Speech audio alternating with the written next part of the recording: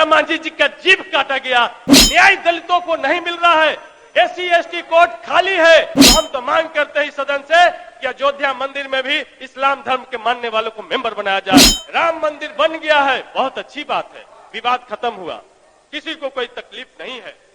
ईटा हमने बनाया महोदय, चौखट हमारे बड़ी समाज ने बनाया, पत्थर महोदय किसी पत्थलकट्टी का चमार जो मूर्तिकार है उसने बनाया महोदय, घंटा हमारा ठठेरा भाई ने बनाया महोदय, और उसमें जो चढ़ने वाला दूध महोदय ग्वाला के यहां से आता है महोदय, और उसमें चढ़ने वाला फूल महोदय कोयरी कुर्मी के खेत से आता है, माली तोड़ के लाता महोदय, उसमें बजने वाला शंख जो महोदय वो शंख है कोई मछुआरा भाई निकाल करके लेकर के आया।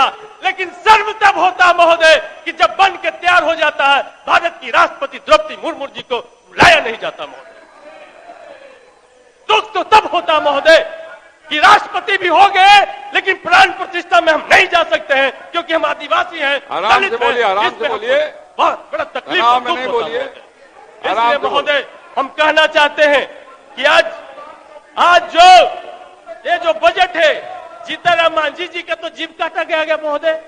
हम तो कहेंगे कि भाई महाभारत काल में एकलव्य का अंगूठा काटा गया, और हम कहेंगे भाई रामायण काल में शंभुक ऋषि की हत्या हुई, और नीतीश काल में जीतनराम मांझी जी का जीभ काटा गया। ये है नीतीश का सुशासन की सरकार महोदय। इसलिए हम कहना चाहते हैं महोदय स्पष्ट रूप से, अपने विधानसभा के बारे में कुछ बोल सकते हैं तो बोल लीजिए। आज अनुसूचित जाति का 2022 का जो NCRB का डाटा है कि 4500 से ज्यादा केस प्रत्येक साल बिहार में दर्ज होते हैं, और प्रत्येक साल 10% केस में इजाफा हो रहा है।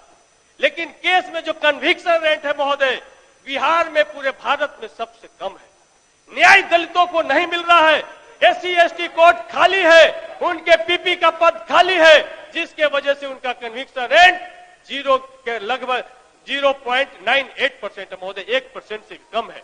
तो हम कैसे दलित का न्याय कर पाएंगे, कैसे हम उनके साथ हम उनको न्याय दे पाएंगे महोदय। तो हम कहना चाहते हैं, दूसरा हम कहना चाहते हैं कि इसी वजह से, इसी प्रताड़ना के वजह से 14 अक्टूबर 1956 को बाबा साहब ने बौद्ध धर्म को अंगीकार किया, और बोध गया महाविहार जो BTMC एक्ट 1949 जो बना वो आज भी कार्यरत है, जिसके तहत उसमें 4 बौद्ध लोग होंगे, 4 हिंदू लोग होंगे, और जिला पदाधिकारी जो हिंदू होगा उसके पदेन। 1 मिनट और आपके पास है महोदय। हमें कहना चाहते हैं कि ये 9 सदस्यों में 5 हिंदू होंगे, 4 बौद्ध होंगे, क्या ये सिर्फ बौद्ध धर्म के लिए लागू होता है? यदि ये लागू होता है, संविधान लागू हो गया, तो BT एक्ट को खत्म करना चाहिए, और उनको भी आर्टिकल 26 के तहत उनको भी धार्मिक स्वतंत्रता का अधिकार है, उन बौद्ध भाइयों को भी मिलना चाहिए। यदि नहीं ऐसा है तो हम तो मांग करते हैं सदन से कि अयोध्या मंदिर में भी इस्लाम धर्म के मानने वालों को मेंबर बनाया जाए।